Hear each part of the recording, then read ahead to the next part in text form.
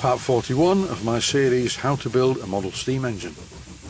This episode shows me starting to make the eccentric strap, which is quite a complicated job and it has to be machined accurately. However, the machining will be in the next episode. This is the preparation of the part as I start to clean up the rough casting. There's quite a lot to do, so before I start I'll show you my new lights in the workshop. These were actually taken from the extension that I've had built on the house.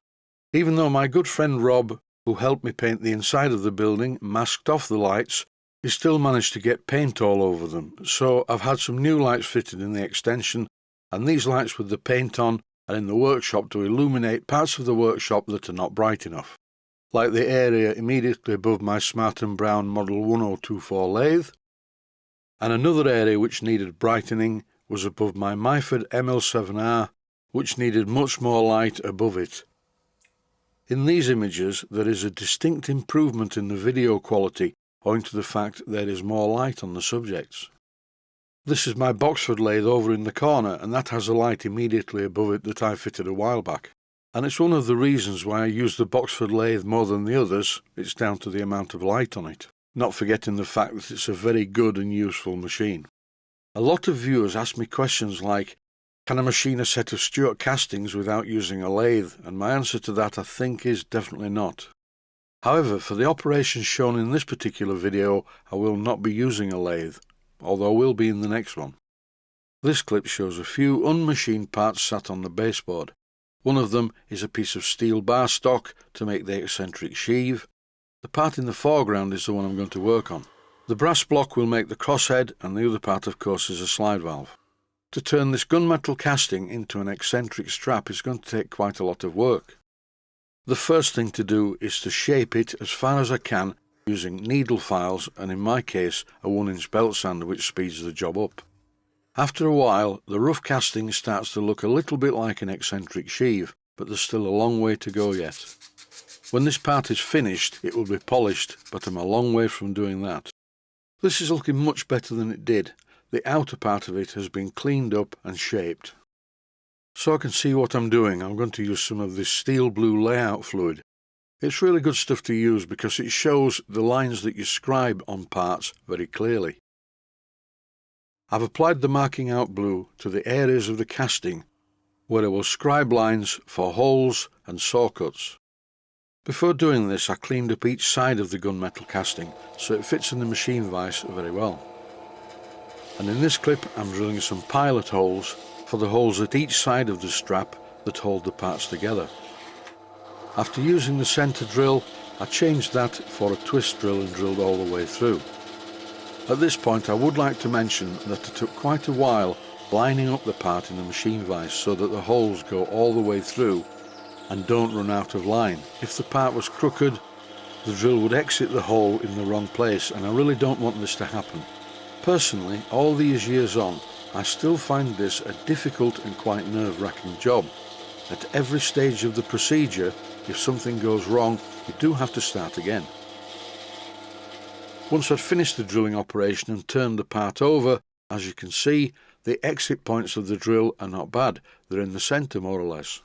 At this stage I'm only interested in how far the holes are from the edge of the strap, and as you can see, they're both about the same.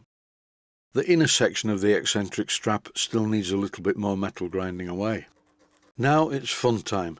I have to cut this strap in half, and that's why the hole in the centre of the casting was oval. For this job I'm using my Burgess bandsaw. Even though the blade is far past its best, it cuts perfectly, which proves that the job I've just done on repairing the guides is more or less successful. At this stage it's very important to know which side of the strap is which. So I've scratched a cross on two of the sides, and once the crosses align, all of the drilled holes will be in alignment too. I'm now in the outer part of the workshop, and after cleaning up the rough sawn faces, I press them together to make sure they align properly. Then I coat all 4 of the inner mounting surfaces with this stuff. It's called Friolux paint. It's a mixture of ground up soft solder and flux. All I have to do now after painting the Friolux paint on the parts is heat everything up. This is a soft soldering operation. It is not silver soldering, so the part doesn't need to be that hot. To test its temperature I'm using a piece of electrical solder. Watch this. the flux core electrical solder melts immediately, and once I reheat the part to the correct temperature, it flows into the joint. In this clip I'm using the paintbrush that I used to apply the Friolux solder paint, and after dipping it in a bowl of water, I'm cleaning up the joints.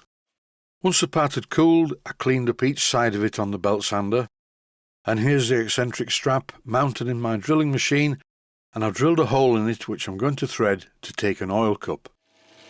Once I drilled the hole, I changed the angle of the eccentric strap to drill a smaller diameter hole towards the inside of the eccentric strap, and once I'd done that, I straightened up the strap again and used a tap to thread the hole to take an oil cup.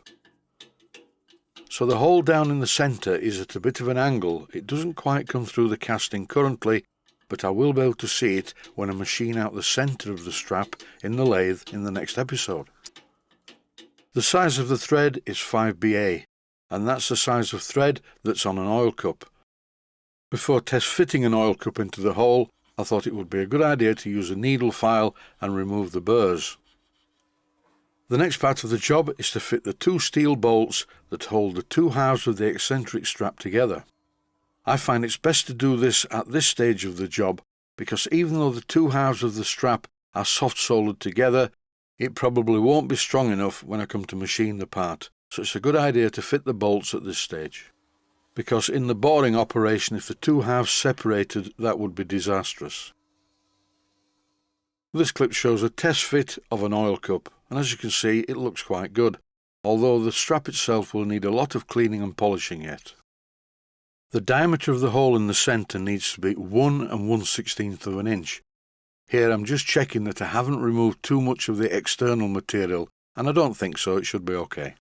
And there you have it, the eccentric strap is ready for machining in the lathe, followed by machining the eccentric sheave to suit the strap.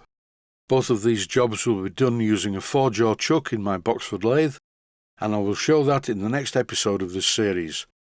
All that remains in this one is to say stay safe, thanks for watching, and I hope you found it useful. Please take the time to visit my Mainsteam Models website and click on the section of the website that says Video Playlists, and by doing that you can find other videos that you may like to watch. And by using the playlists, you can actually watch the videos back to back.